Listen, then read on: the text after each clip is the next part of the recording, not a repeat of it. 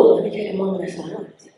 For me, I may close my eyes a couple of times just to be like, okay, there's not a whole ocean full of people in front of me.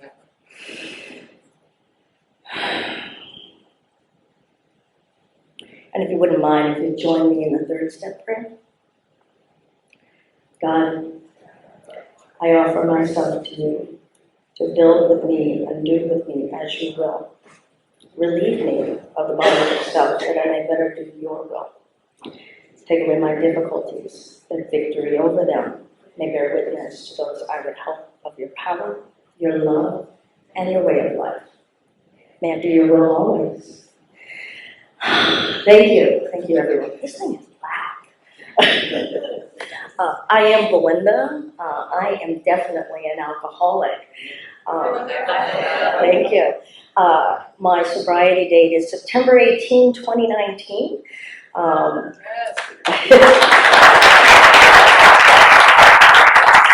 I have a sponsor. My sponsor has a sponsor. My sponsor knows they are my sponsor.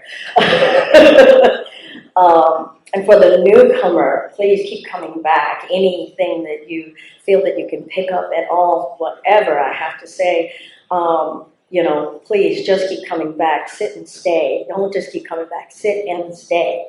I am really grateful that I really just claimed my seat.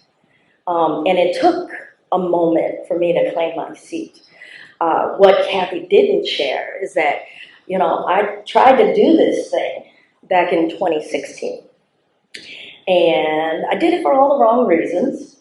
I thought that I was going to keep my partner, right? I was going to do the beg and plead and look, I'll change, look. And about 3.5 months into that, they were gone, and I jumped into a scotch bottle deeper than I ever had. And I'm grateful for the opportunity to have gotten to come back in 2019, right? My sponsors have always reminded me we don't all get to make our way back.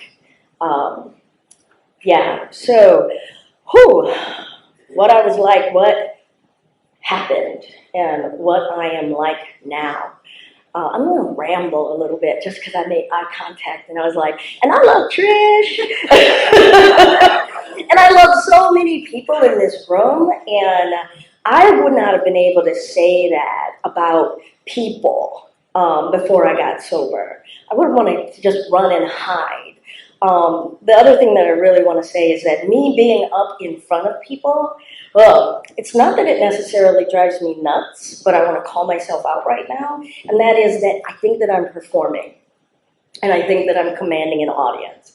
So I'm really asking for my higher power to let me just be an alcoholic in a room among other alcoholics, and not put on however many hats that I want to put on so that I can do a little dance and have you all think that I'm awesome. Because really, I get to feel that my higher power knows that I'm awesome, and I'm starting to learn that I could maybe feel a skosh of feeling awesome myself. It's just a skosh, Okay, so, what I was like. So I'm not a native Michigander. I'm originally from our nation's capital, Washington, D.C. I was born and raised in the district, not Maryland, not Virginia, D.C. I was born in 1968, and,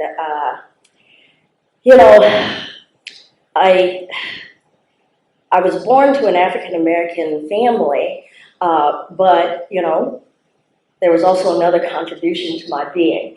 And being raised in D.C. at that time, in that civil rights time, in a little bit of the post-civil rights time, right? We made it. I always felt othered. And I didn't feel accepted in my own community for being a biracial person. I'm also a person who has never met my father, and my father's never met me. And I'm not going to belabor too much of this chronology too much, but I think that there are some key points of it that really tie into me not accepting me. And the me not accepting me is definitely what led me into thinking that alcohol was the solution to my problems. So I was also raised by my grandmother, who was an alcoholic. I'm also a member of ACA, Adult Children of Alcoholics, so I'm a double winner. My mother wasn't a drinker, but my mother did consume other, what do we call them, the dry goods or the side dishes. But I was raised by both of them. And I know that I grew up really wanting to not be like my grandmother. I fought really hard to try to, I'm not going to be like her for all kinds of reasons. For how stern she was born in 1920, so she was this Depression era person. My grandmother was also the first black person to be a clerk in the Supreme Court. So it was really hard to live up to, one of these big firsts. So I wanted to be not like her and still trying to be like her and gain all of her approval. I am the survivor of physical violence as well as childhood sexual assault. And, by the time I turned 13, I was really messed up in my head because I came up in a time where you didn't talk about any of this. Right? So even though I revealed to my mother when I was 11, I'm the one who got removed from the house. There were no cops, there were no nothing, right? We're talking about the late 70s. And I really, took a lot of things in personally and like I'm the fault, I'm what's wrong. So by the time I turned 13, I really didn't have any capacity to talk about what was wrong with me. Right? I couldn't tell my mom that I didn't feel okay because I didn't feel black enough, because that would hurt my mom's feelings. I couldn't say that I'm going cuckoo living with my grandmother because my grandmother's paying for private schooling and taking care of me, and I should be really, really happy. She took me to Disney World.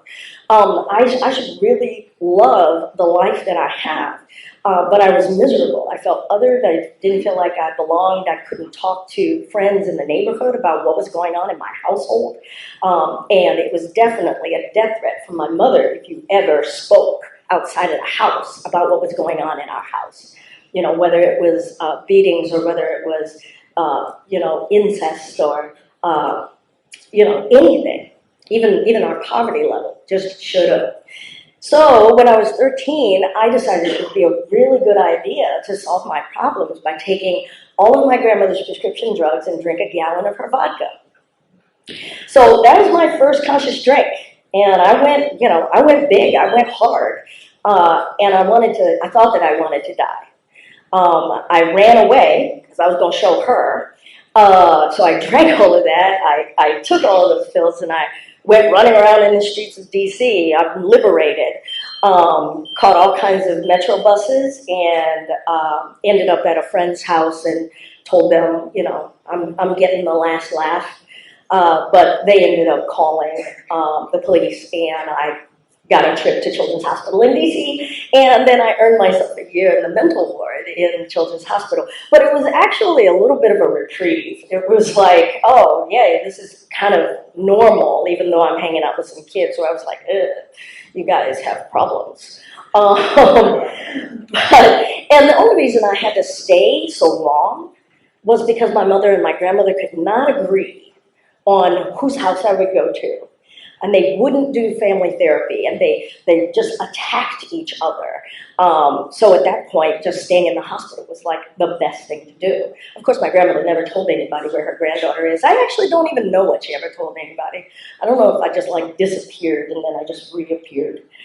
After that, I really didn't drink like regularly. I drank in fits and starts, right? I actually played in the DC Youth Orchestra as a young person.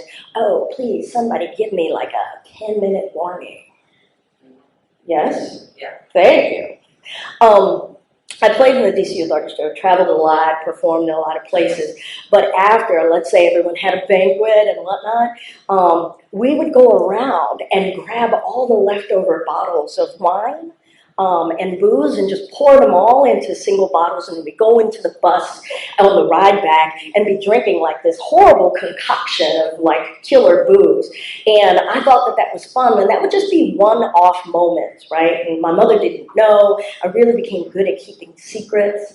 And to me, I'm not like them. I'm not like my mother. I'm not like my grandmother. I'm just hanging out with my friends. Hell, I'm going to get a scholarship to school. I'm a badass. So after, I start moving into high school, and I became DC. I was grandfathered in to be able to drink at the age of 18. So that's a big deal, right? It's like, we're special. And for my birthday, two of my homies decided that they would show up at my house, and we were going to walk. If anybody's familiar with DC, we were going to walk from the Mount Pleasant, Adams Morgan area and walk all the way to Georgetown to get some awesome special pizza. But we added in this special caveat that we were going to stop at every liquor store and every bar along the way and take a drink. So I was pretty shit-faced by the time I got to Georgetown, but we had, really awesome pizza. I was still able to order some more beer, and I'm the one who came up with, can you do it on the way home?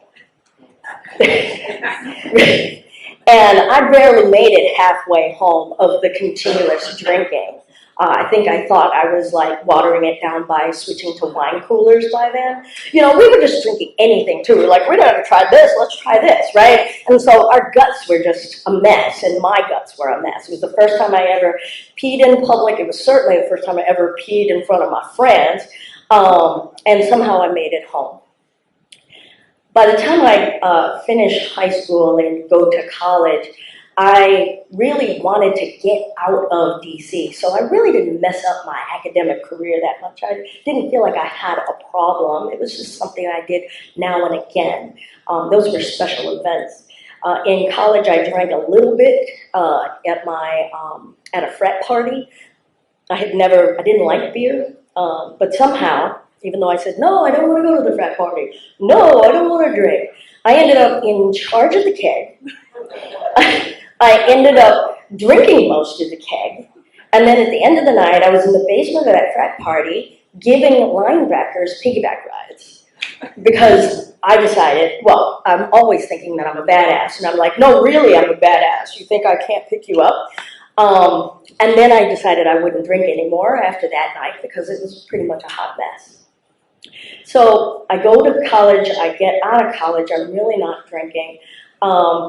I think that there's a part too that I want to speak to that I know that I don't speak about very often, but I identify as she and they. And early in my life, I knew that I liked people of the same sex. But my mother was like, you're not gay, are you? And I was like, oh, no, absolutely not. So before I went to college, I was really horrible to my very secret girlfriend. And publicly shamed her in the middle of Georgetown. I was evil. I was mean because I didn't want anybody to know. So she wouldn't leave me alone, and I was like, how do you break up with this person aside from like making some big public display, right? Getting out in front of her car and calling her the most horrible names possible. I bring that up because by the time I got to college, I'm like, okay, got done with her. Yeah, I've probably hurt her feelings a whole bunch, but I'm fine, and nobody has to know. But I was really a self-loathing person. I really didn't know how to love myself. I didn't feel like I could be accepted. But somehow I ended up on this rugby team, the Pittsburgh Women's Rugby League, and I'm so dense, like you gotta like drop a big anvil on my head, that I'm in a rugby league of dykes. I had zero idea, like why everybody wants to hang out with me, why they're like wanting my number. I was a hooker, by the way, if anybody knows rugby. It's a position on the team, okay.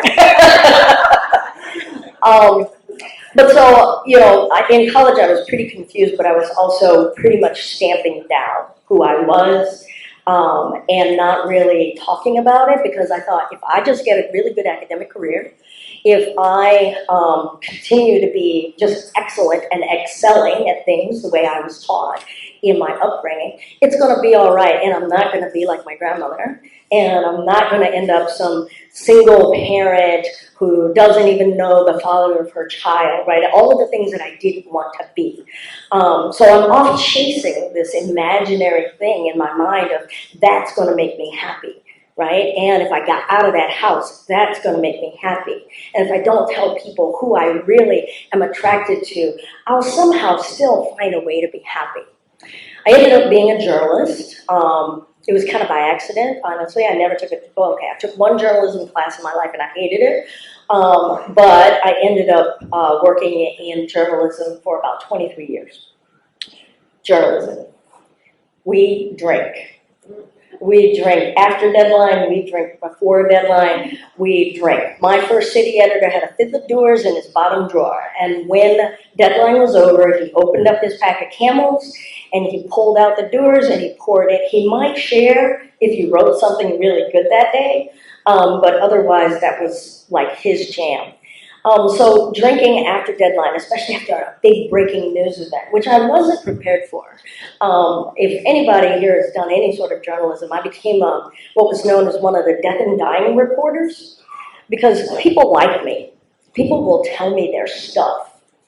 And so go to that grieving woman who just lost her kid, right? Go and speak to people after there was United Airlines that blew up over Pittsburgh, and we were knocking on the doors from the manifest to anybody who would talk to us. Were you related to such and such? And sometimes even being the person to tell someone that their loved one was dead. And so I drank after work a lot. I was at USA Today when the Oklahoma City bombing happened. I was at the Dallas Morning News when 9/11 happened, which happens to be my brother's birthday. My brother is actually calling me, asking me, how am I doing that day? I'm like, don't you know the world is ending? And he was like, don't you know it's my birthday? And I'm like, oh, yeah, it's your birthday. I gotta go. Like, there's more important things going on right now. And I probably worked 2 days straight that day and drank 2 days straight afterward. But still, I didn't think that I had a problem. Day drinking became a thing by the time I got to Dallas. And when I was in Dallas, that was from 2000 to about the end of 2004. Day drinking became a thing because my editor was drinking and inviting me to lunches where we were going to brainstorm about projects. And so I started thinking, well, I think martinis are a thing. Like, I think that's a daytime drink. And then I started skipping the olives, and then I started skipping the vermouth, and then I just wanted to drink gin, which is pretty gross. And then I decided that, that Scotch ended up being a thing. I don't know if that was because of my first editor or not. But still, I wasn't drinking every day. I was functioning. I'm winning awards. I'm being better than the people who I thought I didn't want to be like. And I'm still not being me. And actually at that time in Dallas, I was with a guy in a relationship that when I moved from Dallas to here, and that's when I got here, he was my partner, and he was actually on the run from the law as a sex offender. And my mother was dying of cancer in 2005, and he had ended up, actually I'll back it up a little bit. When I moved here, I kind of knew that he was on the run from the law, but I was lying to myself that the thing that I saw on Nexus Lexus, that maybe that's outdated information, but I'd had really scary feelings in my heart about him, but I wanted to make this work. I wanted to have this relationship. But I confronted him not long after I moved here. I moved here in September 2004. And when I confronted him, it was really about, are you calling that other chick? Right? No, I wasn't confronting him about, are you actually on the run from the law and you're a sex offender and you molested your stepdaughter? No, I didn't say that. No, I just really cared that he might be cheating on me. But in a split second, I was on my back and his hands were around my neck and he was choking me out. I never called the cops. I never said anything to anyone. I didn't even tell my mom. My mom at that point started to know something's up. You know, moms have that mom sense. And just like, baby, is there something you want to tell me?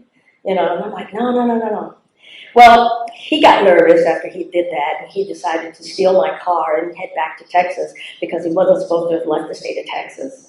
But he got picked up by the Oklahoma State Police. And, you know, then they find out there's a warrant out, there's arrest, all this kind of stuff.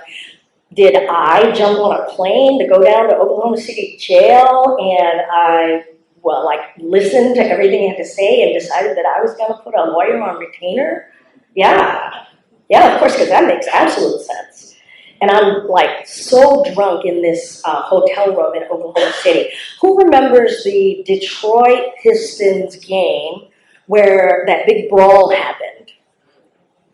Does anybody remember? They were throwing chairs into the audience and everything. The only reason I remember it is that was on TV that night, and I was in a hotel in Oklahoma City. And I'm on the phone with my mom saying, yeah, he's in jail. I can't really tell you what's up. And I'm just crying, and I thought the world was ending because I'm like, what the hell is going on in Detroit? By the time 2005, mid-2005 happened, he was in court in Texas, and 3 days before my mother died, and I'm taking killer calls every day. I had phone bills of $2,000 a month. And I'm just shelling out dough because for some reason this was worth saving because somehow this is like reflecting on me. And I'm drinking myself silly. And I'm not telling my mother what's going on, but I'm taking care of her in her dying days. And I took a phone call from him, and he got sentenced to 10 years. He was mad at me because I didn't fix it. I couldn't talk to him. I said, yeah, something happened in the hospital room, I gotta go. The day before my mom died, you know, she held my face in her hands and she goes, baby, is there something you want to tell me? And I just couldn't. I just kept taking care of her, taking care of my brother, and it was like too much shame. Coming from a family and coming from domestic violence and coming from sexual violence, how in the heck could I have let this happen? So my mom ended up dying. My brother and I just promptly went and got shit-faced. And I pretty much stayed shit-faced from 2005 until 2019, except for that little brief blip of 3 months of sobriety trying to keep my girlfriend. So that's what I was like and what happened. One of the things that I really love about this program is that the door never closes. My grandmother was definitely a person who would exile you and kick you out and cut you off in a red hot second, and I believe that. I believe that everybody's going to leave me, that I'm on my own. I was an only child for 10 years of my life, right? And so I'm just like, I got to do all of this. But these doors remained open. Now, I didn't call Kathy when I ghosted, right? Because in my mind, all of AA was like, where the hell is she? She's out there, right? And judging me, right? In my mind, there's no way I could come back. I failed. But on the morning of September 18, I picked up the phone while walking my dog. And Kathy answered that phone, and I hadn't called her before then. I hadn't tried to say I needed help, and I was hating on her. I was totally hating on her because, like, why wasn't she coming to rescue me, right? But she answered the phone and she said, "You know what to do." And I got into a meeting at 3 o'clock that day on the West Club. Chris wasn't in that meeting, but I met Chris at the West Club not long after that. And I stayed. I went to the West Club because I had never been to the West Club when I had been in the program before. So, because in case the memo had gotten sent out from the East Club, so I would go over here, and these little alcoholics wouldn't know who the hell I was. It probably took me a good month before I was brave enough to go to the East Club, and I was like this, you know, just sure that, you know, some alarms were going to come off and say, you failed, you're a loser. But no, everybody embraced me. If I let you hug me, if I let you touch me, I will say that. So when we say that, we let us love you until you love yourself, I feel like each day I'm getting to learn how to do that. I get to look around at so many faces of people who I get to know more deeply and let them see me, like, pimples and farts and all, right? All of my blemishes and whatnot, that isn't who I was. That isn't the way I rolled. And this big book I had never cracked open. This big book Kathy gave me in 2016. I went rummaging around in the drawer and I found it and I was like, oh, this book? Yes, that book. And as you can see now, it has too many sticky notes that actually mean nothing now because I still can't find shit. And it's spiral bound because I don't want it to break apart because of how much I use it. I do have a new big book too, and I got that from my current sponsor. And so I look forward to the day where I'll get to spiral bound that one and have new notes in those margins. So the program that I work, it has been worked into me.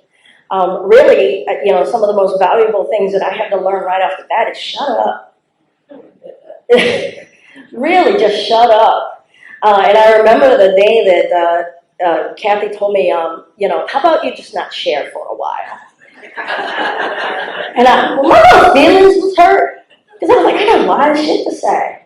I'm enlightened now, right? No, but I had to learn how to be quiet, right? There were so many things that ruffled my feathers, and if you're new here and you're hearing stuff and it ruffles your feathers, let them be ruffled, right? Take a time out of yours and put it in your mouth. I'm like, who are you talking to, right? And certainly, I used to hate this.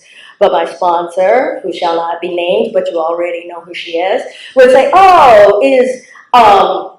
what is it? Her Majesty the baby upset?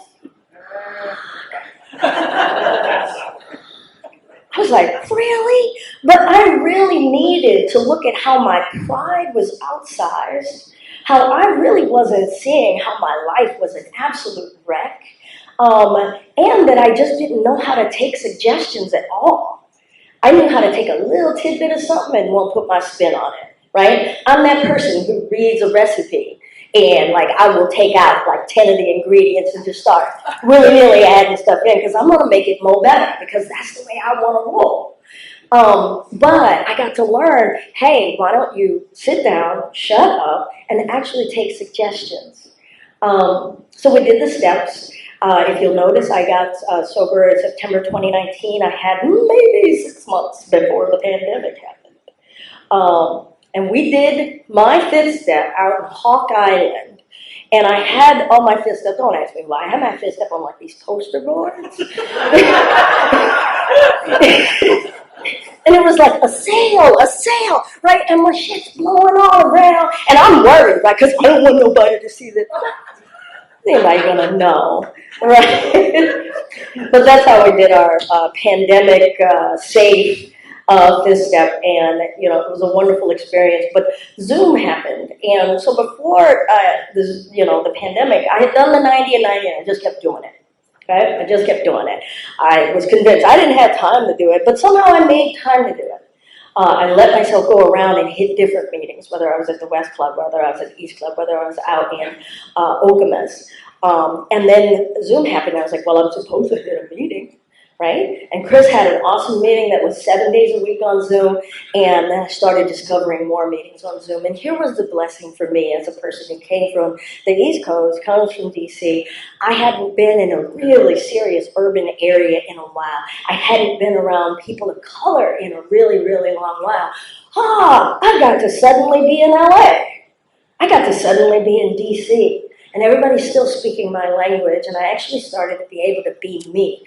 Yeah, kind of. I'm still learning how to be me. Whether I'm in front of you guys, whether I'm in front of people of color, whether I'm in front of other queer people, I'm just still am trying to figure out how to be me. But those Zoom meetings saved my life. 6 a.m., I could be in a meeting. 3 p.m., I could be in a meeting. 4 p.m., I can go see people that I've seen locally.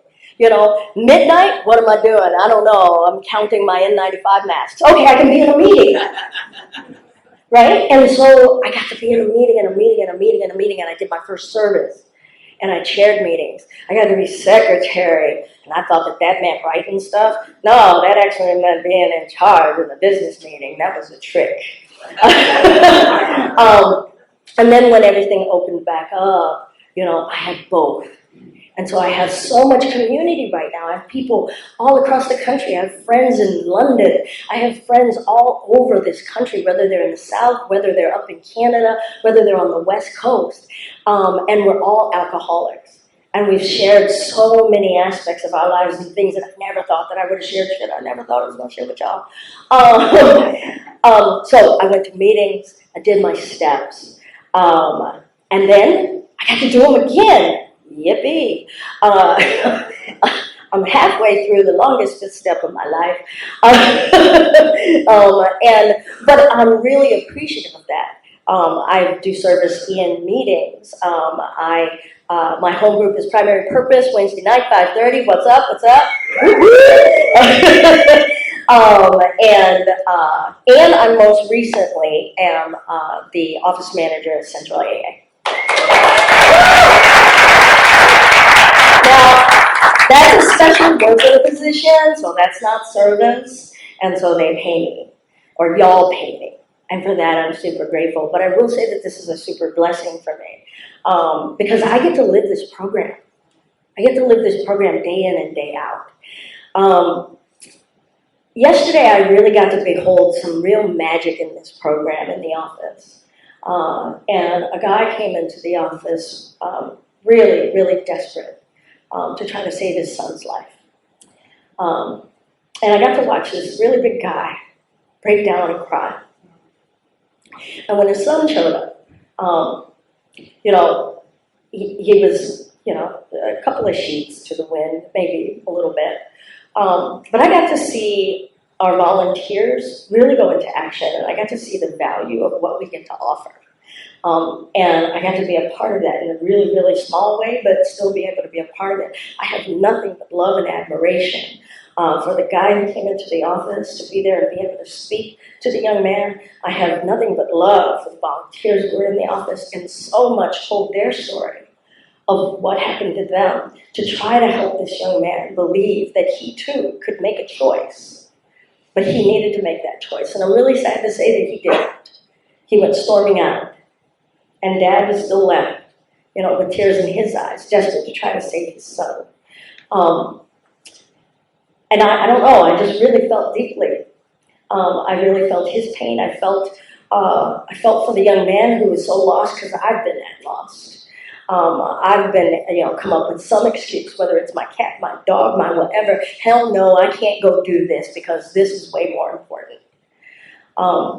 So I really want to thank those who were in that office yesterday, and I'm super, super honored to be able to be a part of continuing to carry this message.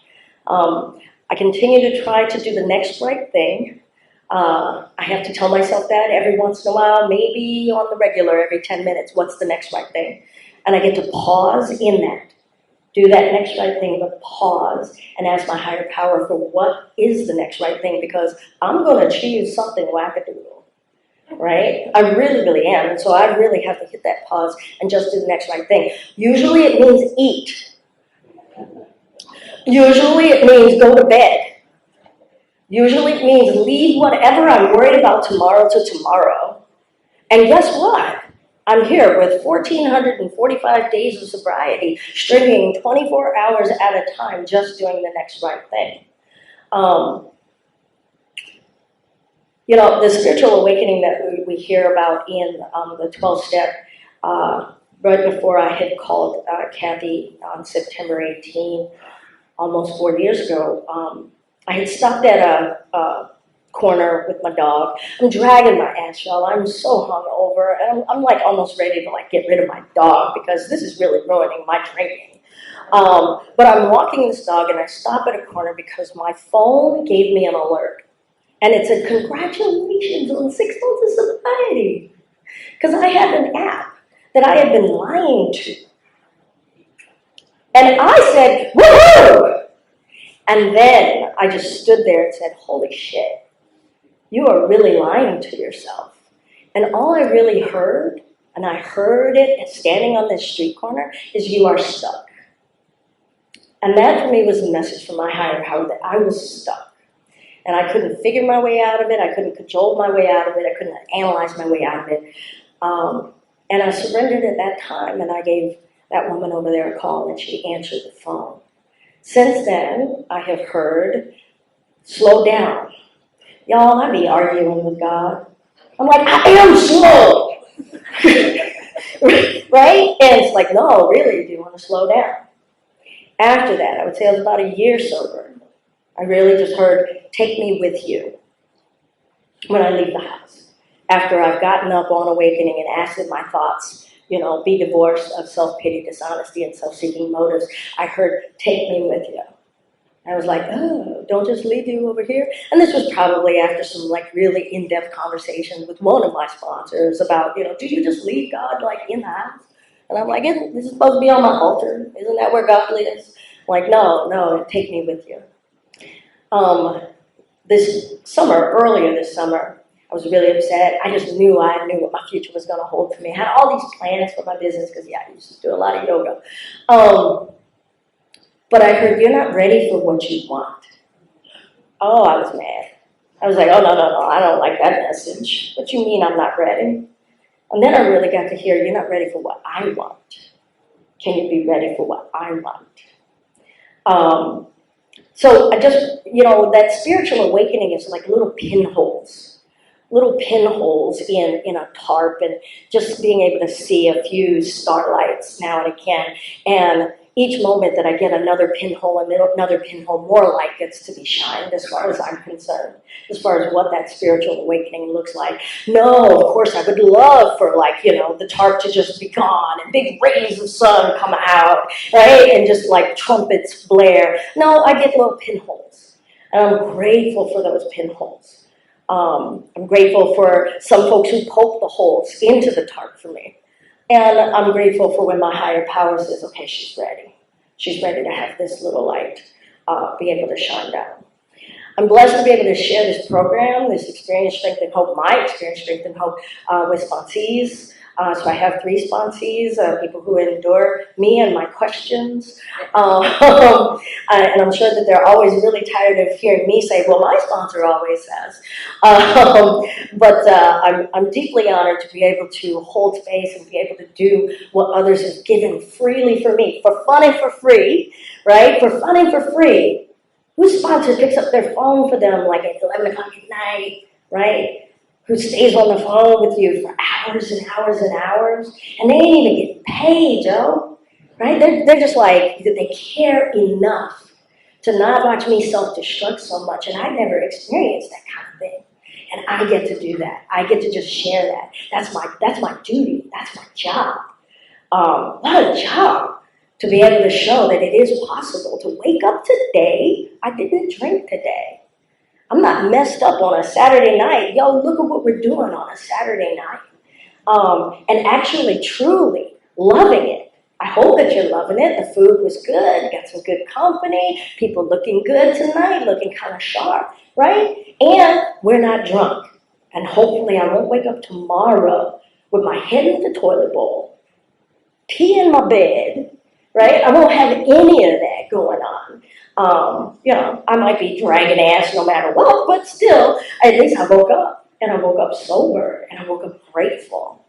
So that's what I was like, what happened, what I am like now a little bit. I talk to my sponsors regularly. I talk to sponsees regularly sometimes, and I get to love all of you.